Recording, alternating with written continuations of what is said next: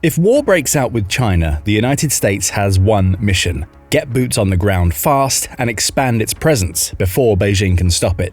But China has spent years preparing to keep America out, developing weapons and tactics designed to block any invasion force before it even reaches the shore. Now, the US has an answer: the Amphibious Combat Vehicle, or ACV, a fast, heavily armored transport built to get Marines from ship to shore under fire. On paper, it sounds like a game changer, but in reality, let's just say not everyone is impressed. So what exactly does the ACV bring to the table? Is it really the future of amphibious warfare, or is the US military betting on the wrong ride? Let's dive into the battlefield of the future and find out. The ACV can carry 13 troops and 3 crew, along with ammunition and supplies to last for 2 days. It has firepower with a 30mm cannon as its primary weapon. This is the biggest gun directly supporting Marines in the field. To put it into perspective, that gun shoots the same ammunition as the world's most famous tank killer, the A-10 Warthog. There's also a peculiar round it uses, the tungsten Mark 258 discarding sabot. This is basically a high-energy dart that breaks free of its casing upon leaving the gun barrel. And because it's made of tungsten, it's very dense and hard, so it's really good at turning armor into Swiss cheese. How good? Well, the details are naturally classified, but it can supposedly punch through 100mm of armor at about 2/3 of a mile, or 1 kilometer. Basically, unless you're a main battle tank and staring this thing down from the front, you're in trouble. If that wasn't enough, it has other options. Secondary weapons include a 50 caliber machine gun and a grenade launcher. But that's only the attack variant of the ACV, called the ACV-30. There are others. There's the more mobile ACV-P. There's a recovery version, the ACV-R, which will provide maintenance and recovery for vehicles that break down or get stuck. This quality should not be underestimated in its importance. Mechanized units inevitably break down and need repair. The lack of recovery vehicles has plagued Russia in Ukraine, and operating in amphibious conditions is even more challenging. The ACV-R helps to ensure that the US Marine Corps does not become the Russian army, and that's always worth its weight in gold. Finally, there's the ACV-C for command. It has radio and communications equipment that can resist enemy electronic warfare efforts. Because of this, it can operate as a mobile, battalion-level command center, or at least its manufacturer, BAE Systems, says it can. The ACV is fast, with a speed of 65 miles per hour on land and 7 miles per hour in water. It can go far on land with a range of 325 miles. Interestingly, the ACV has 8 bare wheels instead of tracks like a traditional vehicle of its kind. Tracked vehicles are usually thought to be better at moving in amphibious environments. However, the ACV has new technologies that the Pentagon thinks have more than mitigated the traditional advantage tracked vehicles had. One of these new features is called inline drive. With this tech, all 4 wheels on each side of the ACV pull the unit at the same time. This is actually similar to how tracked vehicles move around. Meanwhile, the use of wheels instead of tracks makes the vehicle more maneuverable, all while saving on the considerable maintenance that tracked vehicles require. It offers a lot of protection too. It's packed with bolted-on armor plates capable of stopping 50 caliber rounds, and BAE Systems estimates that the ACV's armor is 3 times more effective in protecting its passengers than the vehicles it's meant to replace. Even the seats are designed to protect the Marines sitting in them from blasts. Maybe most importantly, it can move at ranges up to 14 miles in water, which means it can depart from a ship operating safely offshore and get to land. There are 2 thrusters in the back that make it maneuverable in the surf. The ACV was able to handle 9-foot waves during testing with ease, so it can swim in rougher conditions than the vehicles it's set to replace.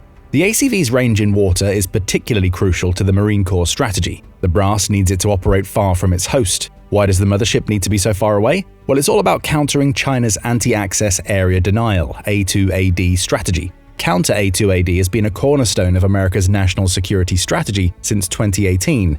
Why? Well, first you need to look at things from China's point of view. China has been in the midst of a massive military build-up since the late 2000s, but for all the progress it's made, it knows that it still can't defeat the United States in a stand-up fight, so it needs to look at other ways to win. Much like Japan in World War II, China has the benefit of being able to operate close to its home environment, and technology has advanced a long way since then. Through offensive systems like missiles and defensive ones like jammers, it aims to restrict the ability of the US military to operate in the A2AD zone, where casualties can be expected to rapidly balloon. From there, China would hope to exert pressure on the home front to abandon the effort, much as had been the case in the Vietnam and Iraq wars. So the United States needs to find ways to operate in and reduce the A2AD zone, which means rapidly projecting power into the contested area. That's exactly what the US Marines intend to do with a plan called Force Design 2030, and it's a good look on where the ACV fits into the Pentagon's strategy for the Indo-Pacific region. Imagine a fight for Taiwan broke out. There's a problem here, because Taiwan is in the most dangerous part of China's A2AD umbrella, being only about 100 miles off the coast of the Chinese mainland. This area is under the guns of thousands of Chinese missiles, which means that it would be extremely dangerous for American surface ships to go there. Meanwhile, ships and aircraft from China's military can easily respond to projections of power in the strait, making the environment that much worse. So how would the US military adapt to such a challenge? One fact is important. A fight for Taiwan would not just encompass the large island. There are many smaller islands around Taiwan, Japan, and the Philippines that would be involved in the fighting. Fortifying these islands and turning them into bastions would pose a big problem for the movement of the Chinese invasion force. Remember that 30mm cannon the ACV is packing? That would come into play here. That tungsten armor-piercing sabot it packs would be really good at chewing up smaller Chinese ships that get close to shore. You know, the kind that land troops. APC's no match for this bad boy either. And thanks to its ship-to-shore capability, the ACV is an ideal choice for departing surface ships at safer distances and moving on to the island hotspots. Here's how that would work. Landing craft would be launched from a mothership that could be as far as 200 miles out, a safer distance from the enemy missile threat. The landing craft would move through most of the remaining distance and then drop the ACVs near to shore to get the boots on the ground on the beaches. In the May 2023 Tentative Manual for Expeditionary Advanced Base Operations, the Marines describe the objectives it intends the ACV to fulfill in operations like this. Number 1. Deter aggression. Number 2. Set conditions within the theater before armed conflict occurs. Number 3. Swiftly posture to fight within the maritime environment during a joint campaign. In their words, advantageous force posture can be leveraged to disproportionately draw or distract enemy forces or create dilemmas, which enable fleet forces to mitigate risk in a contested environment or seize opportunities elsewhere. Moving on to the islands around Taiwan fits these things pretty well, doesn't it? Preferably, the Marines would want to keep the element of surprise and begin to fortify these islands before the Chinese invasion begins. The Marines would have the benefit of knowing in advance that one was coming. After all, an operation on this scale is not something that the People's Liberation Army would be able to hide. Good luck with your D-Day deception plans in the age of satellite surveillance. The necessary troops and equipment will be spotted for weeks or months beforehand. Once it's determined that an invasion of Taiwan is coming, the Marines would want to rapidly set up their outposts on the target islands, preferably in secret. Fortunately, the ACV has a quiet engine, and unlike its predecessors, it doesn't create a chimney of black smoke when it starts up. The ships of the US Navy would be spotted. It would be much harder for the Chinese to find the ACVs. Let's think about the comparison with the ACV's predecessors for a moment. To further find out why the brass thinks the ACV is such an ideal tool for these operations, it's best to take a brief look at the vehicles that came before it. The US Marine Corps, which would naturally be at the forefront in a fight of this sort, has 400 LAV-25 vehicles and 1,1300 Amphibious Armored Vehicles, AAVs. How would these stack up against an A2AD adversary like China? The LAV-25 can carry a 25mm Bushmaster cannon, which means it's good for fire support once troops get on the ground, but there are many drawbacks. It has thin armor, which means it can't stop much hostile fire beyond standard rifle rounds. It can also only carry 6 troops and can't move in deep waters or rough surf, so it's not a vehicle that will be able to take the islands around Taiwan. It would need to get there after bases have already been set up, which means it's not the most effective choice for the most intense phase of a beach operation, landing. The AAV, on the other hand, is better at moving around in water than the LAV-25. It was designed to move over long distances in rough surf, an ability called ship-to-shore, so it can make the necessary moves on the islands. Unfortunately, these vehicles have a lot of drawbacks. They are 20 miles per hour slower than the ACV on land, which means they aren't as good at taking space quickly. More importantly, they lack strong protection against mines since their underbellies are particularly soft. Mines have proven to be one of Russia's best assets in Ukraine, and China would certainly use them as part of its overall anti-access area denial strategy. Sending amphibious vehicles that lack good mine protection to contested shores in the Indo-Pacific is tantamount to sending some service members to certain death. The AAV is also comparatively lacking in fire support. It can carry only a 50 caliber machine gun and a Mark 19 grenade launcher. This was good enough in campaigns against terrorists and insurgents, but against a near-peer adversary like China, it simply does not provide enough firepower that the United States would need to expand its presence on shore. To make matters worse, the weapons aren't stabilized, so the AAV needs to stop to ensure accurate fire, and that's as good as asking to get hit. Because the AAV is so old, it has another problem. Its communications equipment would likely prove inadequate in the face of modern electronic warfare. With jammers popping up all over the place these days, it's unlikely that the AAV would be up to the task in a contested environment against a near-peer adversary. And there was another incident that revealed the AAV's awkward place in today's military. Unfortunately, one of them sank during an exercise off Camp Pendleton, California in July 2020. 8 Marines and a Navy corpsman died. The entire fleet of AAVs was forbidden to do any water exercises for 10 months in the wake of the tragedy. The incident revealed a harsh truth. The current amphibious vehicles are over 50 years old. In other words, they were made at a time when the United States was focused on containing communism in Europe and Asia. These were primarily land wars, not the type of naval confrontation akin to the Pacific Theater in World War II that the United States would face against China. That's why the US Marine Corps asked for a replacement to the AAV as early as 1996. That year, it made a proposal to General Dynamics Land Systems for a new vehicle.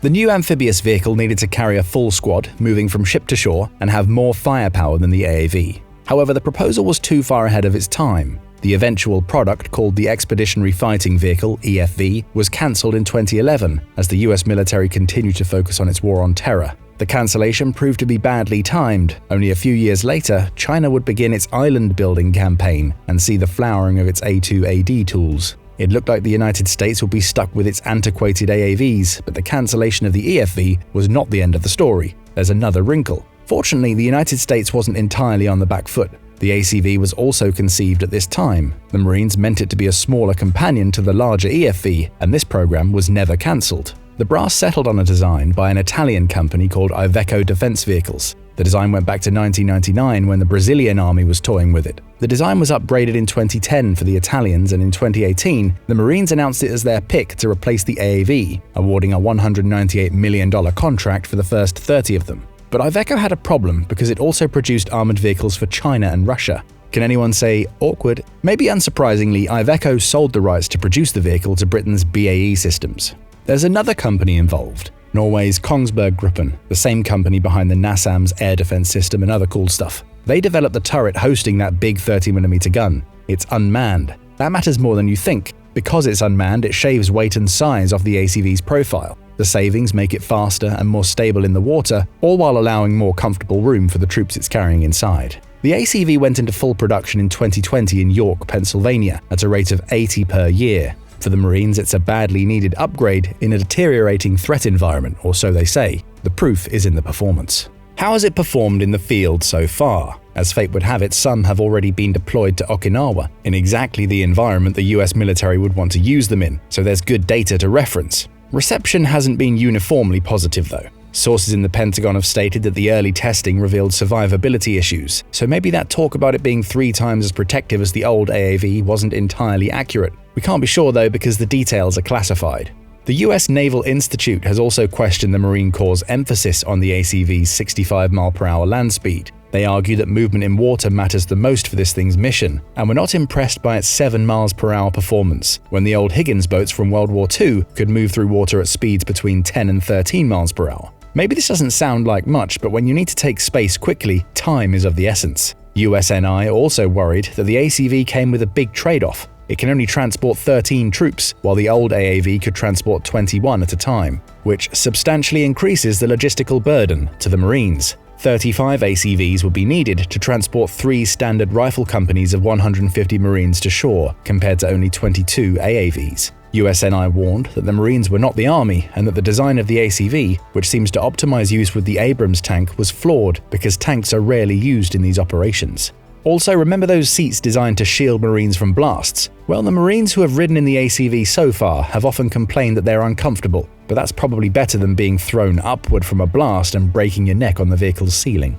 Some Marines also have a problem with the ACVC. This vehicle is supposed to allow them to set up an independent and self-sustaining battalion-level command on an island that might well be surrounded by the enemy. However, 2023 reporting found that the ACVC did not adequately fulfill that mission. The reason? It lacked the secure communications and data nets it would need to communicate with the ships offshore. Newer versions and upgrades have reportedly fixed these issues. There have also been a few accidents. In July 2022, 2 ACVs rolled over and became disabled in the water. Fortunately, no one was injured, but it did cause the Marines to temporarily suspend ACV waterborne operations. In December 2023, 1 ACV rolled during a nighttime training exercise. 1 Marine was killed and a further 14 injured. These incidents required the Marines to establish new training procedures for the ACV, as they found that the vehicles themselves were not to blame. However, since the ACV has a higher center of gravity and is faster than the old AAV, there will be a greater chance for it to roll over, so it's not entirely the fault of inadequate training procedures. But it's hardly all bad news. The 30mm cannon was found to have an impressive 91% accuracy rating when the ACV was stationary.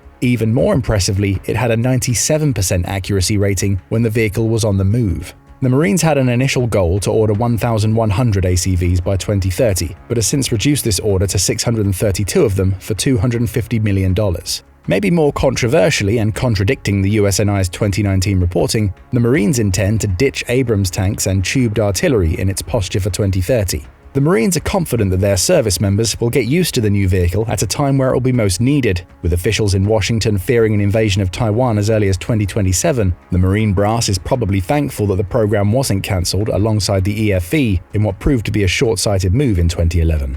What do you think about the ACV? Will it prove to be a vital component of US Navy and Marine Corps strategy in the Indo-Pacific, or is it still not ready for a prime time that's coming fast? Don't forget to let us know in the comments. Also make sure to hit the like button and subscribe for more military analysis from military experts.